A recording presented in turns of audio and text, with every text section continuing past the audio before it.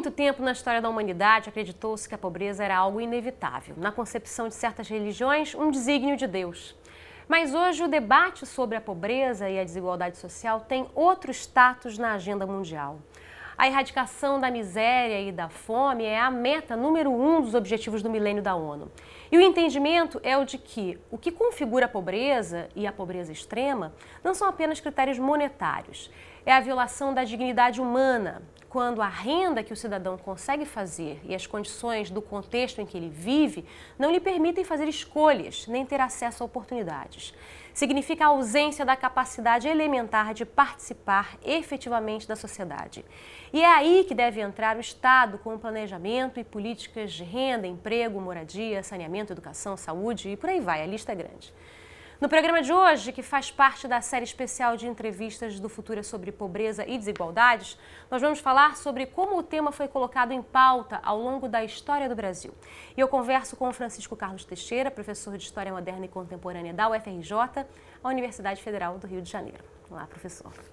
Bom, erradicar a pobreza, fome, garantir um mínimo de condições de bem-estar à população não é uma questão de caridade, é uma questão de justiça social. Então depende de vontade política, depende de planejamento, depende de atuação do Estado para dar conta disso. Em que momentos da história do Brasil, a gente olhando em perspectiva aí, esse movimento existiu por parte da classe política com esse objetivo?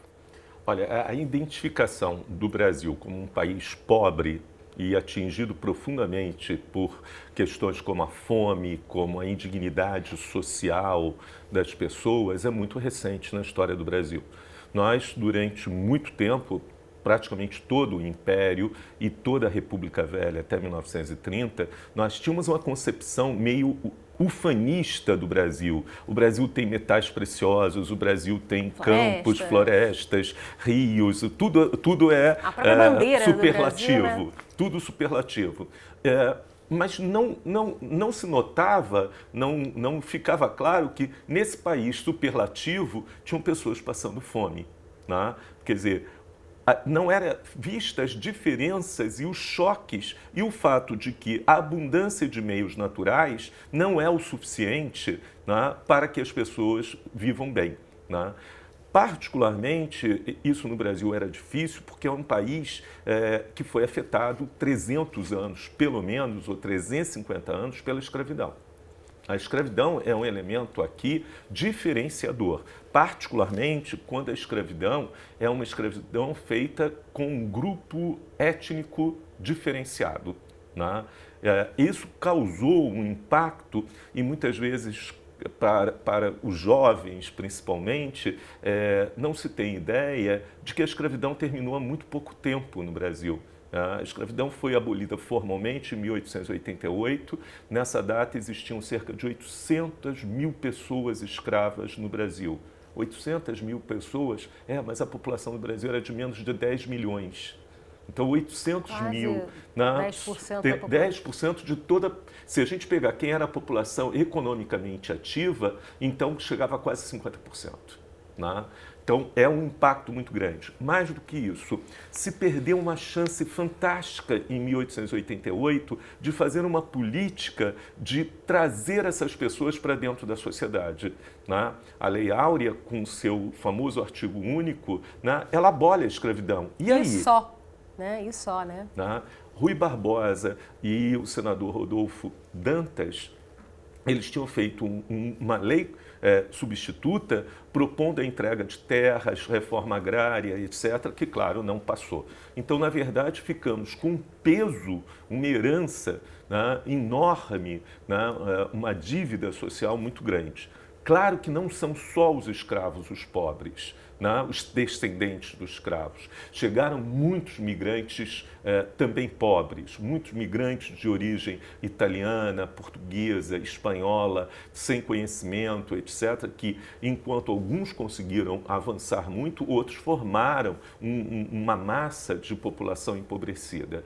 E um terceiro setor que criou a pobreza no Brasil foram de trabalhadores rurais, camponeses, caipiras, caboclos, cafusos, que foram expulsos de terras onde eles trabalhavam secularmente pelas secas, né, pela expansão da pecuária, pela expansão da grande propriedade. Então, os afrodescendentes, os migrantes pobres e a massa de trabalhadores rurais brasileiros que foram desprovidos dos seus meios de natureza, de trabalho, são a base social da formação da pobreza no Brasil. A história da política agrária no Brasil também é determinante para a construção da pobreza no Brasil, né? Sem dúvida, a questão do latifúndio, né? A questão de uma propriedade de terra imensa e pouco produtiva, né, vedando acesso ou permitindo um acesso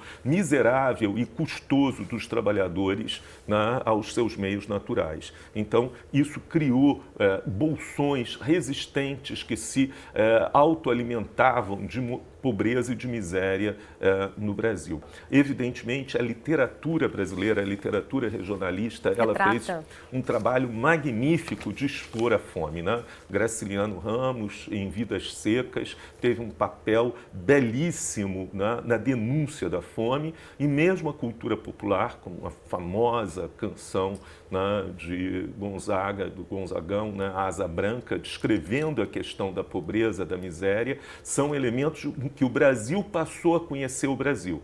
Evidentemente, nesse momento, o que aconteceu? Os políticos saíram em campo, né, para propor soluções para a miséria, para a pobreza, normalmente tópicas, extremamente fragmentadas e ligadas, né, a mecanismos de realimentação de poder político local. As políticas com foco no enfrentamento da seca? Por exemplo, a famosa indústria da seca, né, em que você furar um poço, você construir um açude, ou você depois levar um caminhão com uma pipa d'água, era algo que tinha que ter um nome do coronel local, do deputado local, do prefeito local, e que tinha que se traduzir em voto e em perenizar aquele poder local.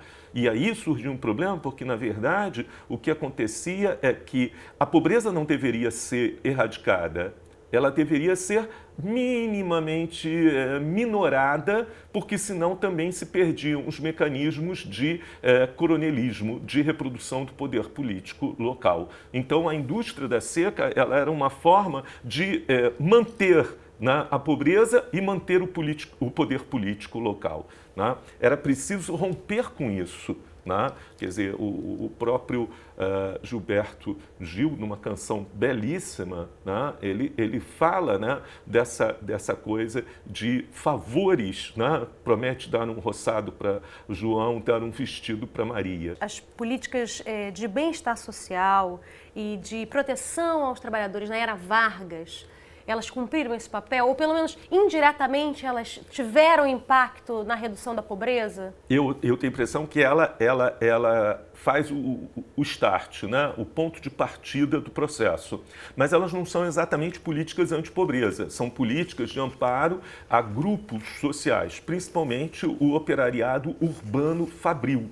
Né? Mas, por exemplo, o trabalhador rural, ou o emprego doméstico, ou o emprego temporário, esses não são atingidos por essas políticas. Mas é um momento onde se cria um ponto de partida fundamental, a ideia de que o Estado tem obrigação, sim, de cuidar de grupos sociais e de formular políticas públicas. Porque ao lado, por exemplo, de todas as medidas da CLT, salário mínimo, etc., entra aposentadoria, invalidez, entra os famosos SAPs, os serviços de alimentação pública que são criados, etc., para tentar minorar o processo.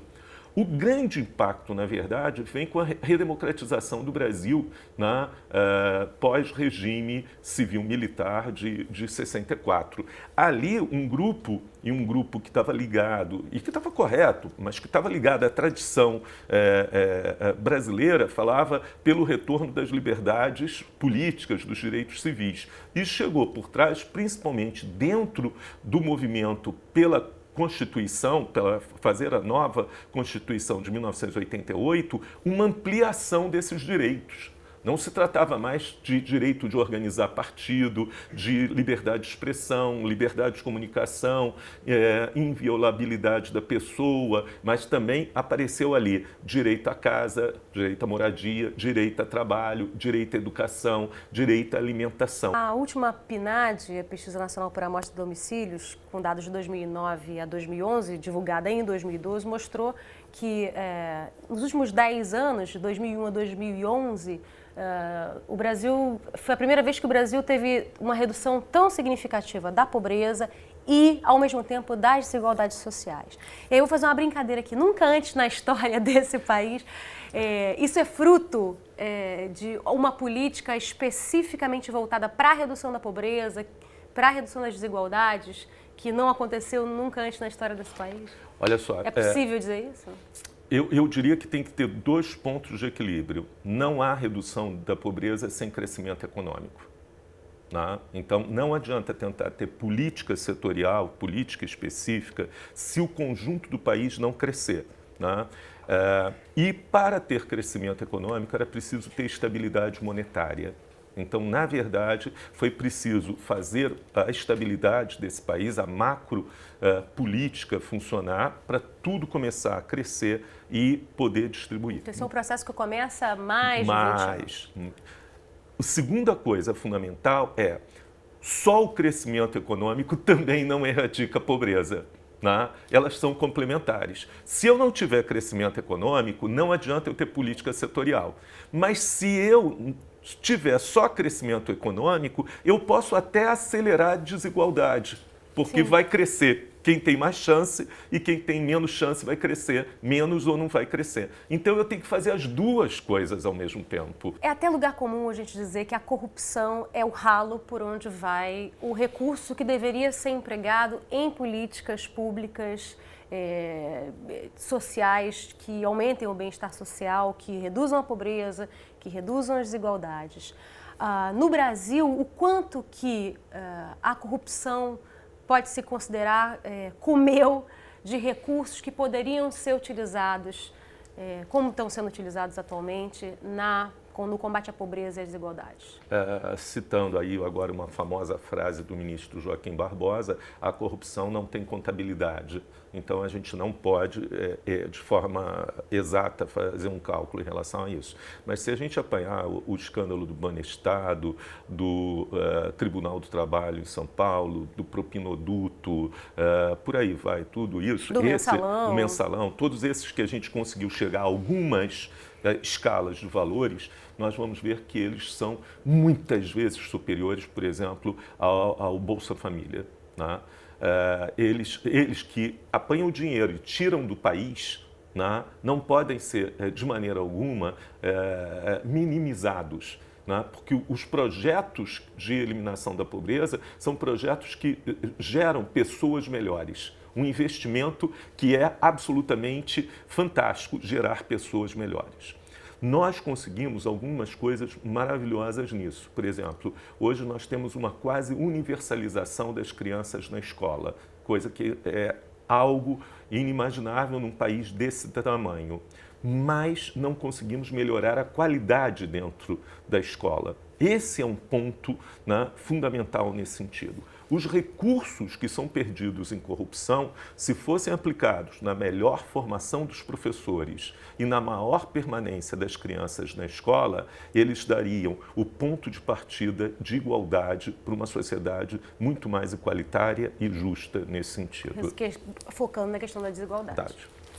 Muitíssimo obrigada por essa conversa, foi um prazer ter o senhor aqui com a gente. Eu é que quero agradecer.